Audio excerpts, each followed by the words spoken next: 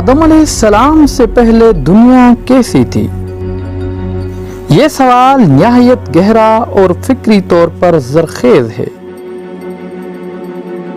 اور اس کا جواب 3 مختلف زاویوں سے دیا جا سکتا ہے: سائنس، مذہب اور فلسفہ۔ آئیے ان تینوں بنیادوں پر تفصیل سے جائزہ لیتے ہیں۔ سائنس کے مطابق انسان کی موجودہ شکل ہومو سیپینس تقریباً 3 لاکھ سال پہلے افریقہ میں ابھری، لیکن انسان نما مخلوقات جیسے ہومو ایکٹس، نینڈرتھل اس سے بھی لاکھوں سال پہلے زمین پر موجود تھی۔ تھیوری آف ایولیوشن کہتا ہے کہ انسان ایک طویل ارتقائی عمل کے نتیجے میں وجود میں آیا جو کہ ابتدائی خلیاتی زندگی سے شروع ہوا۔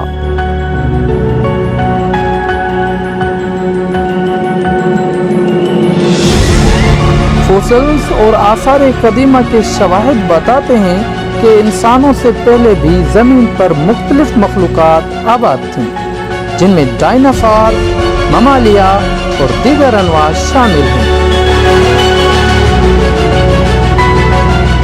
سائنسدانوں کا ماننا ہے کہ زمین کی عمر تقریباً 4.5 ارب سال ہے اور زندگی کا آغاز تقریباً 3.8 ارب سال پہلے ہوا۔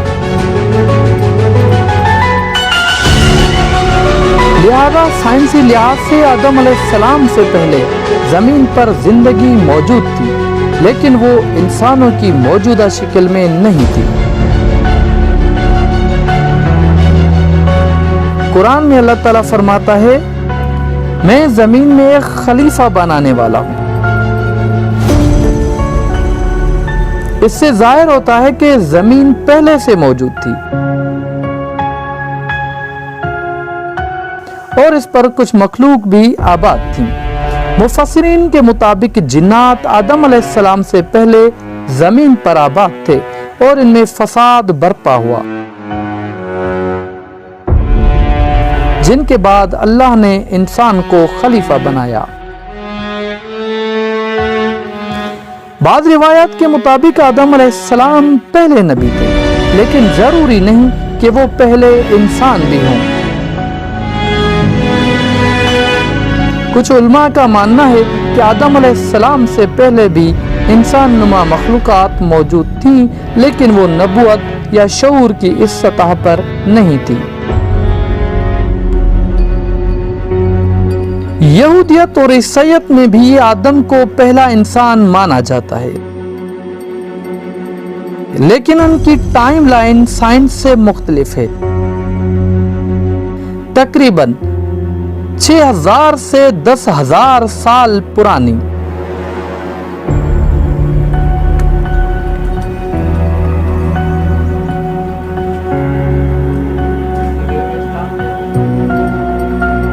صوفیانہ نظریات میں بعض اوقات کئی آدم یا پہلے آدم جیسے تصورات بھی ملتے ہیں، جسے ابن عربی کا قول ہے، ہزاروں آدم گزر چکے ہیں۔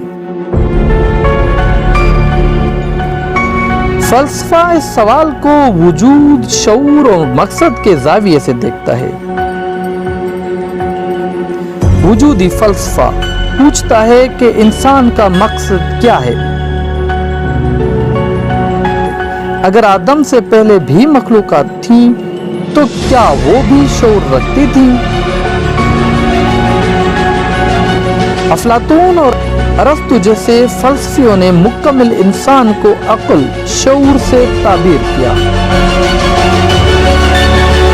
اس لحاظ سے آدم علیہ السلام کو پہلا باشعور انسان یا پہلا اخلاقی وجود سمجھا جا سکتا ہے۔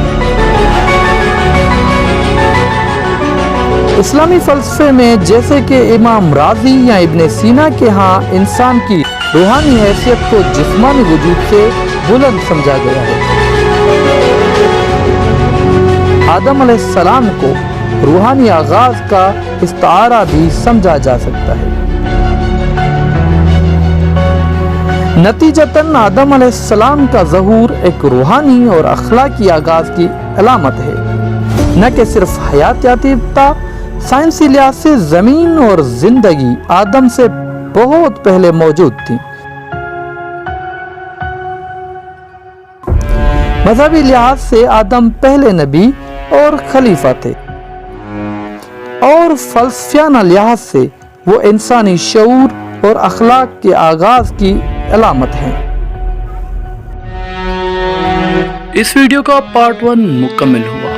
پارٹ 2 کے لیے ملاحظہ کریں ہمارا یوٹیوب چینل تاریخ نامہ، جہاں ماضی بولتا ہے۔